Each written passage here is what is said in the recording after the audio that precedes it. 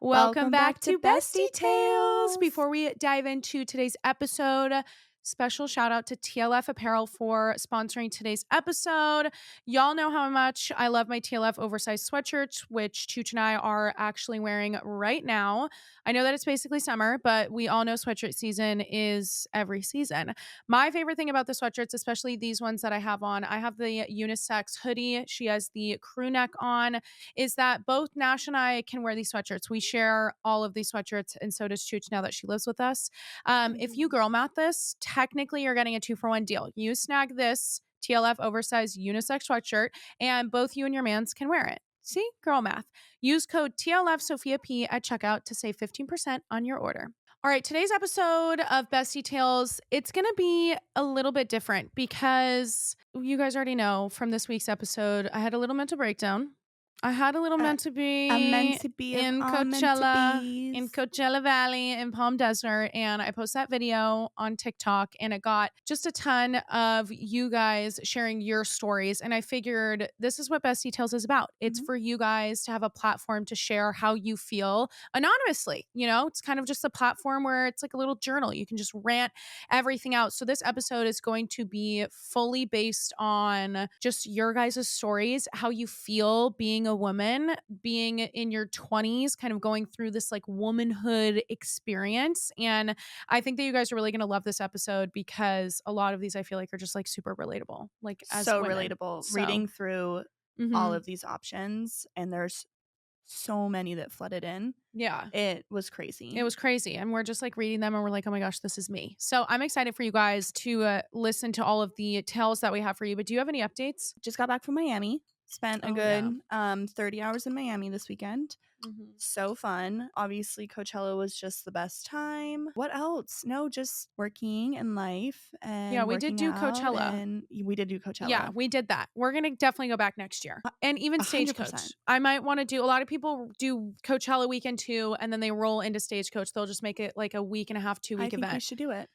I think we should do it too. Call me crazy. Yeah. Sue me. Sue me. Sue me, arrest me. I think we should do it. And it was fun. It was a great festival. You hyped it up and it was worth the hype. No, it's such an amazing festival. It's put on by just the best people and good vibes. Yeah.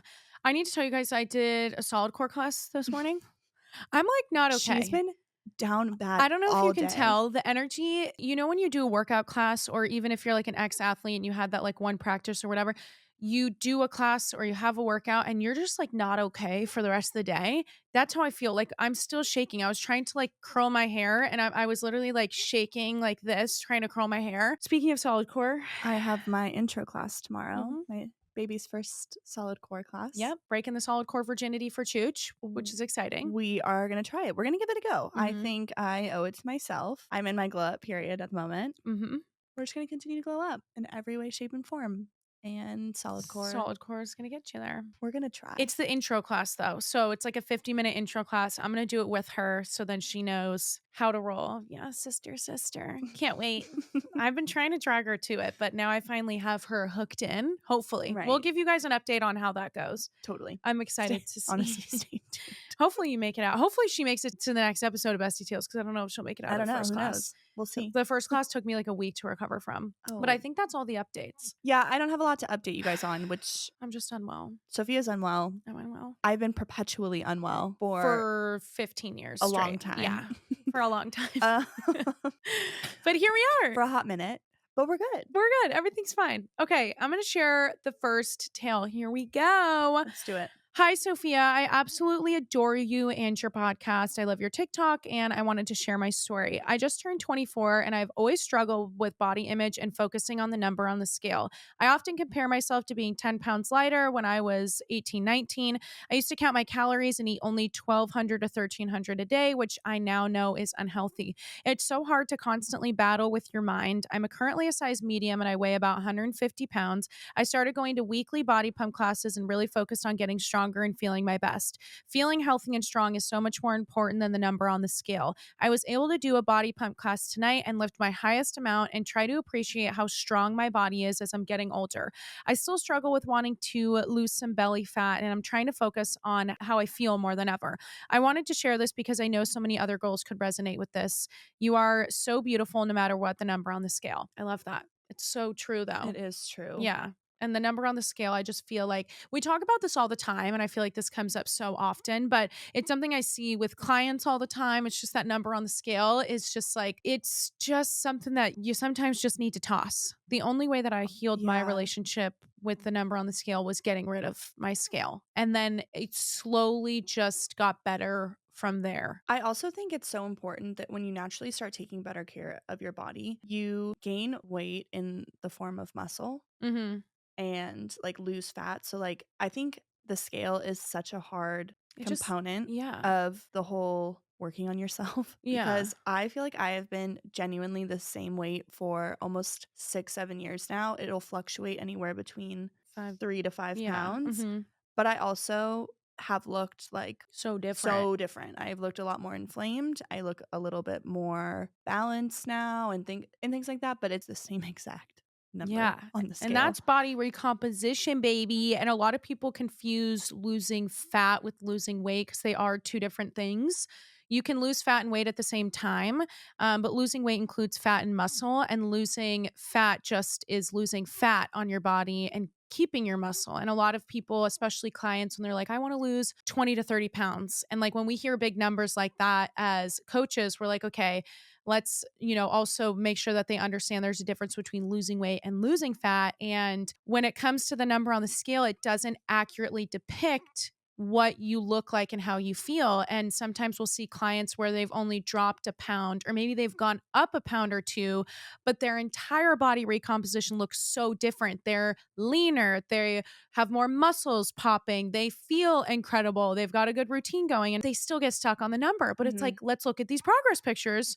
Totally. You look Pictures. amazing. I kind of honestly always base it off of how my clothes fit Yeah. and how I feel Girlhood. in outfits. I think Mhm. that's when I can see the most Changes progress and and progress. changes Yeah. is how like jeans fit or how I look in my workout clothes. Mhm. Obviously, that does fluctuate depending on where I'm at in my cycle. We all know this, Mhm. but I think that's where I can see and feel the Yeah, difference. totally. Amen to that. All right. Number 2. Hi, Bestie. I have been pretty naturally thin my whole life without really having to try hard. When the pandemic hit and I was confined to my apartment, I was about to turn 25. Over the next few months of lockdown, I found myself gaining 15 pounds. I started exercising and was able to manage the weight by kickboxing 6 to 7 times a week and doing 12-3-30. But I found it to be tough on my body and unattainable, and I also found myself falling into a habit of having an unhealthy relationship with exercise. So I quit and joined a new gym and was doing exclusively HIIT group classes for about a year. This was the first time in my life I had ever lifted a weight. I was 26 years old. I saw great results, but once again, I found it tough on my body and started seeing a ton of inflammation from tough workouts. I had backaches, etc. I was so tired. When I was 27 and a half to 28, I suddenly gained 20 pounds seemingly overnight. It was like my body just woke up one day and was never the same. I didn't recognize myself and have struggled to gain a healthy relationship with my body. It's hard looking at pictures and missing what your body used to look like, knowing you'll probably never get it back. I'm still weight training 4 times a week with walks and occasionally do Orange Theory and haven't lost a single pound no matter how hard I'm putting work in. This has been tough for me to come to terms with. Is this my body I'm stuck with forever? Is this my new normal? Is this the body I need to learn to accept and love? I'm holding on to clothes 2 sizes too small and holding on to my hope, but after an entire year of not being able to lose a pound, I'm struggling to come to terms with that this is me. I'm 5'4" and about 155 pounds, which I know is completely normal, but I've maintained 124 to 135 for so many years that that's what I expect from myself. But I think it's time to let that mindset go and learn to accept and love my body and my new body because there's nothing wrong with it, but sometimes we are our hardest critic. We are. I feel like I hear this kind of story all the Mhm. time where a lot of women try certain things that are like HIIT classes, Mhm. kickboxing 6 to 7 days a week, high impact training on Totally. your body. And it works because it's new stimulation to your body. So your body's going to start to change towards that. And it's like, ooh, something new. And you see those results and you probably feel good at first, but then the longer you keep doing it, the more that your body's like, this is not working. It's too Totally. much high Totally. impact. And that's where you start to see the inflammation coming. Mhm. And you're like, I'm trying so hard to get to a better place. But this is kind of where you need to turn and just focus on how you feel. Like, I feel like that's going to Completely. be the That's whole narrative of this whole entire episode. It's just like really as a woman focusing on your like deep health. what makes you feel good? Mm-hmm. What makes you feel not tired? Mm-hmm. What makes you feel strong? What makes you feel Empowered. yeah, Yeah. sexy, like all of those things. Mm-hmm. And if maybe, 6 to 7 days of kickboxing isn't making you feel good, it's Mm-hmm. almost like you're putting pressure on yourself to make it feel like it should feel good. Yeah. Because that's that might not be what's healthy for you. And I yeah. feel like the mind is such a powerful thing Yeah, you can go that off on this I because could, she's because knows way more about that stuff. I just feel as though when you're hyper focused, which I don't mean this in any sort of offense, but I do feel like you might be hyper focused on not losing a single pound in a year, but also Which is understandable when you're completely working so hard as a completely woman to like understandable. lose the weight and you And you're haven't just lost a like, single pound. what's going on? Mhm. What's going on? It's like your brain is constantly focused on that. I feel like hopefully you can take from this that you should be so proud of your body for being able to get up every day and get yourself through the day and have time to dedicate towards yourself and to continue to focus on like what the good things are that made you feel good. Yeah, exactly. And it's like we do so many things as women. We try to do everything. We're tired. We're fucking tired I'm no matter exhausted. what. So it's like let's do things Single that are going to make mom us that less works 2 tired. jobs Yeah, and loves no, go ahead. No, go ahead. Go ahead. No, it's No, fine. no. Louise on the mic. Louise is on the mic. Louise is on the mic is mic. on. Sorry, guys. Oops. It's a silly, goofy mood time. I feel like it's starting to get to that, when you get like punch drunk because you're like so not okay. I'm still, by the way, I'm like still shaky. I was like, I feel like I from took a some, solid like, core work. class today. I didn't. Yeah, it's like one of I those slept silly, in. goofy moods. I'm tired. Good for you. Yeah, you're tired. That's what it is. But anywho, like she said at the end, let that mindset go. Mhm. Learn to love your body where it's at now. Try your best to love it in every phase. And honestly, when we say these things, we're also talking to a mirror and we're saying these to ourselves as well. Like, of course, we're always going to tell you No, guys stuff and then 100%. have mental breakdowns of our own. But try your best to love your body as much as you can in every phase. Mhm. You're going to have days where you're like, you look at yourself and you're like, I don't know about that. It's not a good day. It's not a good day, But but a other good days, the days where you're like, yes. shit, like I'm Go looking on. good. You know what I'm saying? So, you know what? A bad day doesn't equal a bad life. No. So, I know, mic drop. No, I know. No, I know. Okay. Are you good? Louise is going off. Okay. Okay. This one's kind of a different one. And I really wanted to share this perspective because I think there's a lot of you out there that probably might feel the same way as our tall queen here. So I'm sad because I don't feel like I look like a woman. I'm 23. I'm very tall, 5'11", such a sleigh, and have a very narrow frame. I'm a long-term member of the Itty Bitty Titty Committee, which I'm not upset about, but sometimes I wish my body felt more mature. People often think I'm at least 5 years younger than I am. Also not a bad thing, but I feel bummed when I see girls my age that have boobs. I've spent my teen years waiting for my boobs to grow and they just never did. It's also hard to be on social media and see all these influencers getting fake boobs. I don't feel this way because of men and I never have, but I do want to feel sexy and mature and feel 23 when I see my body. Help. 23 is young. 23 is baby. 23 is baby. I know. And I was also, like, what? We're almost a year out of college, right? 23 is like a year 23, out of like, college. yeah. Yeah. Which was like a decade ago for you. Okay. Or how old are you? You're 28? Yeah, When did you it's a graduate half a college? decade. In 2018? I met my friends a decade ago. Oh, you did. It's been 10 years since I met my Oh, college your freshman friends. year. My It was freshman 10 year. years ago It was that 10 you started college. Yes, 10 years Okay. ago that I started Okay. college. God, you're so old. Anywho, let me tell you guys a funny story. So Chooch developed a lot sooner than I did. I mean, she's the older sister, so of course she's going to develop her womanly body earlier than I am, but she developed and I never did.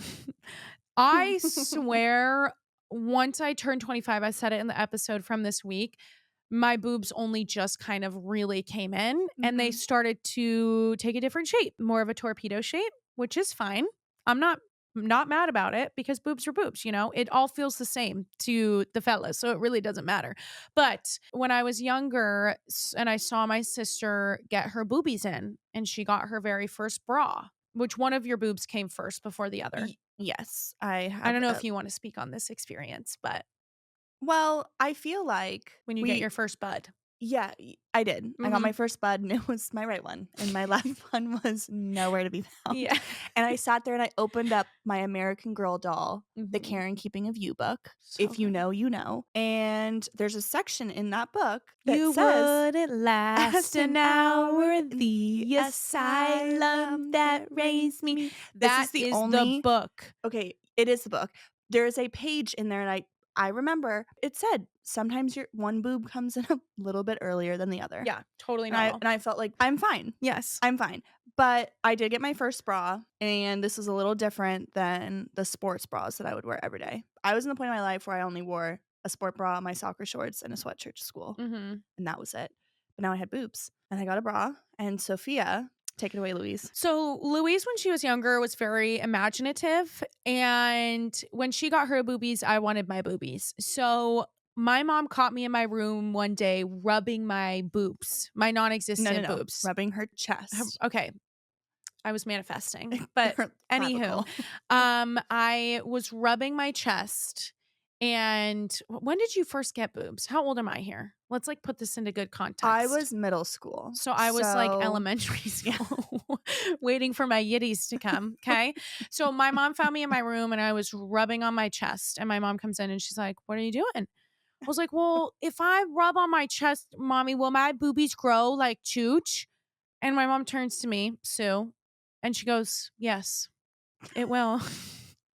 So what did I do for the next couple years of my Just life? laid in bed. I laid in bed and I rubbed my chest I'm crying. every day. Sue said, if it And gets you in bed yeah, and you're not fucking talking to me at the yeah, end of the then night, we're good. If I'm we're not bothering we're my mom, good. then we're good. So, anywho, it came out later when my mom was like, "Oh yeah, that was not like Mm-mm. obviously that's not how it works." And I was like, "How was I supposed to know that?" So if you can imagine me, like how old am I? Like third or fourth grade, and I'm Yeah, sitting there and I'm like trying to rub my boobs in, totally. which never came. They They never really didn't. came. They just came actually They only last just week. came literally last week. So I can definitely feel you on this. And I know there's women out there when you talk about like, oh, feeling womanly, blah, blah, blah. Feeling like a woman is not just physical features. Yes, Mhm. it's a huge part of developing as a woman. And just, I want to be a voice for women who feel like they've developed, their bodies have kind of shaped a little bit differently.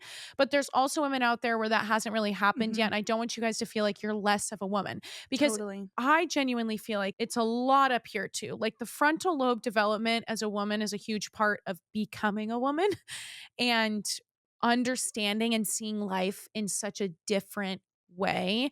And it's just like tapping into what womanhood means for you. It's not just physical, it's a whole mental game that we have to play as well.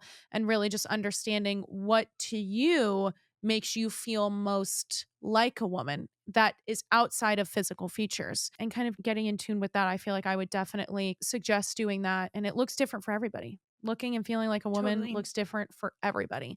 Everyone's version of woman is going to look different, and everyone's version of healthy is going to look different. So Totally. that's kind of our little snippet there. Okie doke. I like this one because it taps into a very strong sector of women. All Mm, the mamas. all the mama bears out there. Alrighty. My whole life, I have been tiny, super skinny, could eat whatever I want, and never gained a pound. Any weight I gained went straight to my butt. I mean, truly, how wonderful. Jealous. Never had to work out or watch what I ate, and always felt comfy in my skin. I was 117 pounds when I got pregnant at 24 with my son. I had him a month before my 25th birthday. After he was born, I snapped back within 5 weeks to my 117-pound self and didn't look like I had a baby. I stayed home with him and still do, breastfed, starving constantly, and still had the I can eat whatever I want mentality. Well, come summertime, around me being 25 and a half, I noticed my clothes didn't fit like they did, and I stepped on a scale for the first time since the regular checks while pregnant. I gained almost all of my pregnancy weight back, and that's when I noticed it was in my thighs, my stomach, and my back. Places I never gained weight before. I started watching what I ate, bought a walking pad, and the scale didn't budge.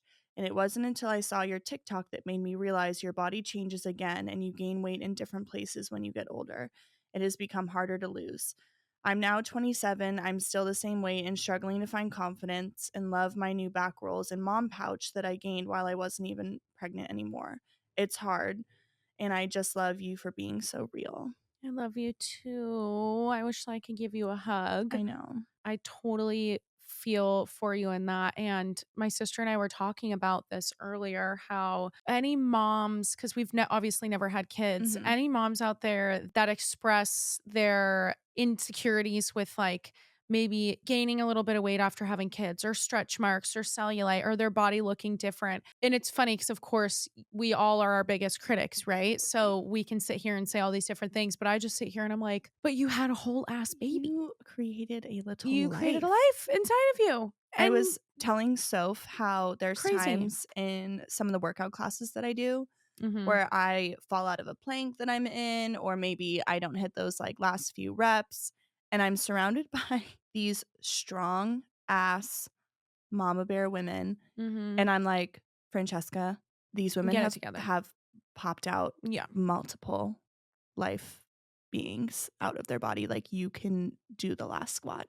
If Yeah. anything, and that's not like a comparative thing. It's like I'm feeling the energy and I'm feeling the inspiration by Yeah. the women that I'm surrounded by, and it's Mhm. always the moms.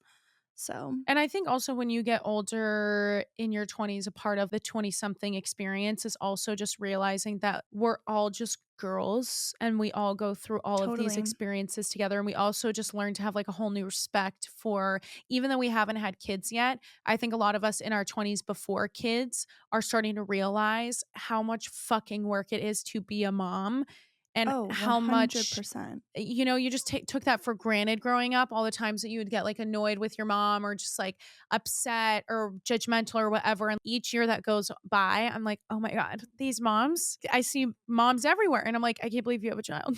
I can't believe you are doing everything that you're doing, accomplishing all these things, and you pushed out a whole human being out Yeah. of your body, you know? And also, I think for you specifically who wrote in this story, I know you say that you like snap back and Mhm. then gain the weight. I just want you to feel proud of your body and what it's capable of, Mhm. because when you're going through so many hormonal changes and your body is just fluctuating Mhm. beyond a crazy amount, like Sophia said, you kind of reached a different point of your growth as a Mhm. woman, Mhm. and bodies change. Yeah. They really do. And they're expected to. It's common and it's expected for a lot of women that our bodies can change during this time. Mhm.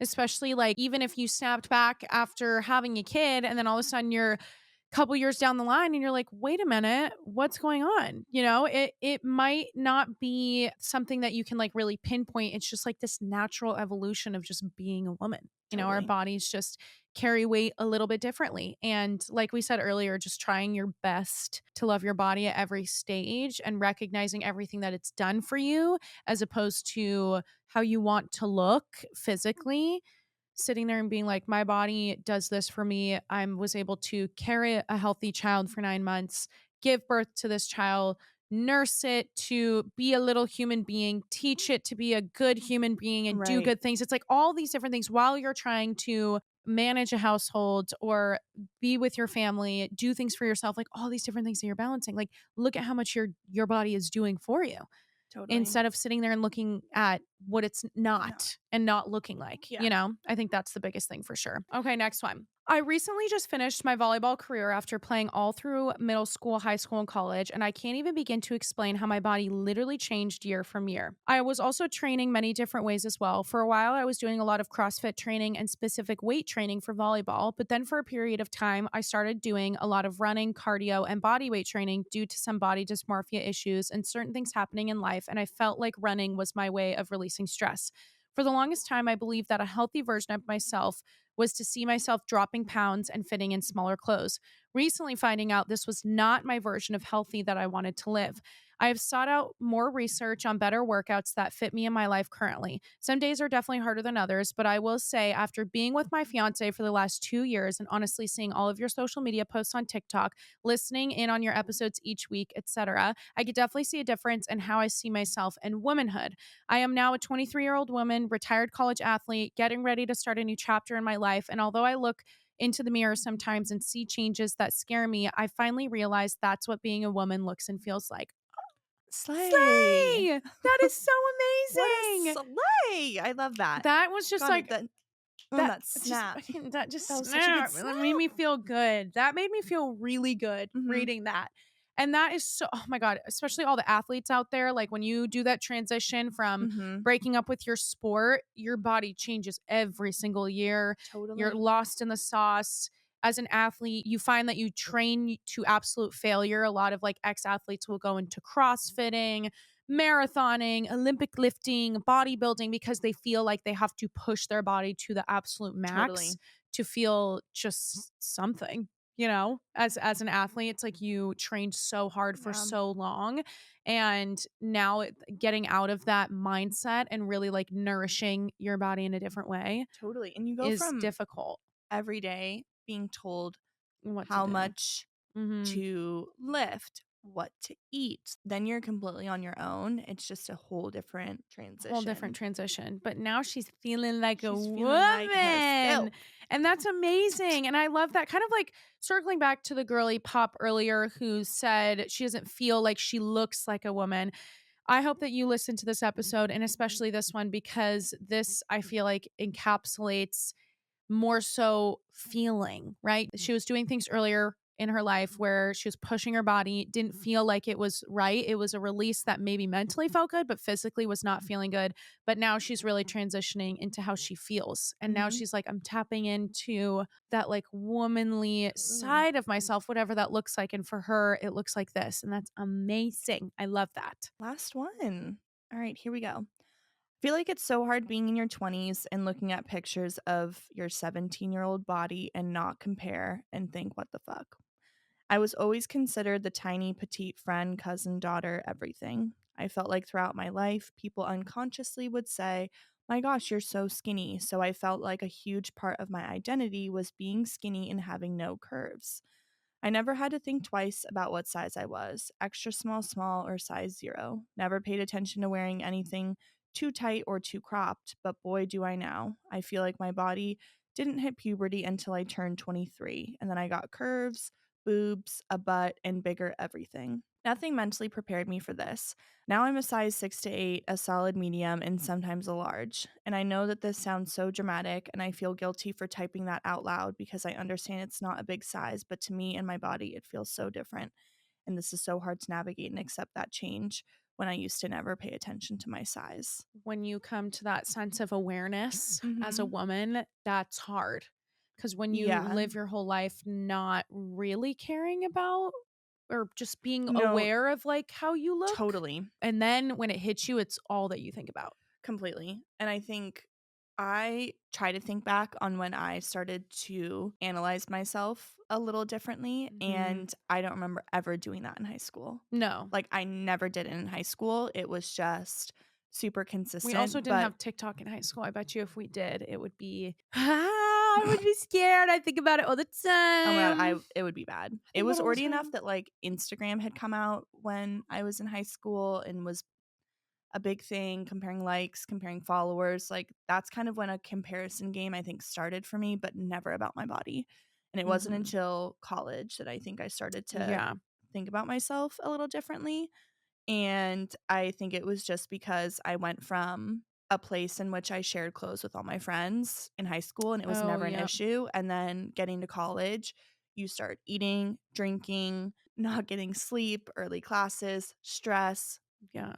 everything changes, your body changes, and then you're like trying to share clothes with your roommate or your friends down the hall and like That's things always the don't fit. worst. It wasn't really until I took an evolution class actually in college where my thought process about bodies changing and kind of taking out like drinking and maybe some unhealthy habits that do kind of lead to a little bit more inflammation is that women's bodies change for the reason of Bearing bearing a a child. child, A baby. a little baby. Yeah. So you reach a point where your internal everything says, okay, it's It's time to gear time. up.